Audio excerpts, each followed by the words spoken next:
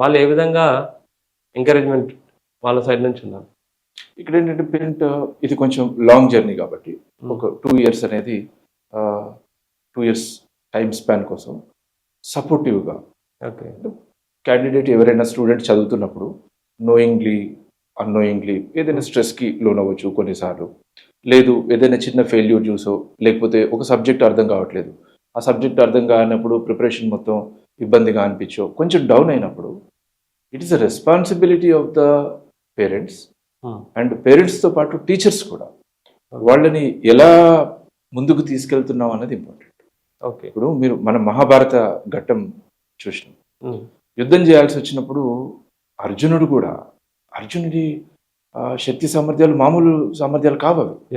ఖచ్చితంగా యుద్ధం గెలవగలుగుతాడు. ఓకే. ఆ టైంలో ఒక స్టేట్ ఆఫ్ మైండ్ ఏంటి, అసలు యుద్ధమే చేయలేను అవసరం లేదనేటువంటి స్థితి.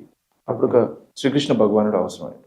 ఇక్కడ మన పేరెంట్ అయి ఉండొచ్చు, టీచర్ అయి ఉండొచ్చు, ఒక మంచి ఫ్రెండ్ అయి ఉండొచ్చు, వాళ్ళు వీళ్ళపైన డౌన్ అయినప్పుడు అట్లా వాళ్ళని ఎంకరేజ్ చేస్తూ, మోటివేట్ చేస్తూ, ధైర్యం చెప్తూ, ఖచ్చితంగా రవి గారు ఇప్పుడు 21 yearsలో ఎగ్జామ్ రాస్తారు. 21 yearsకి ఎగ్జామ్ ఎలిజిబిలిటీ వచ్చినప్పుడు 21 yearsకి రాసే ఎగ్జామ్ ఐఏఎస్ అనేది పెద్దగా కనిపించవచ్చు, కానీ అప్పటికి మొత్తం పూర్తి మెచ్యూరిటీ వచ్చి వాళ్ళకి వాళ్ళే అన్ని సర్ది చెప్పుకునే ఏజ్ అయితే కాదు అది.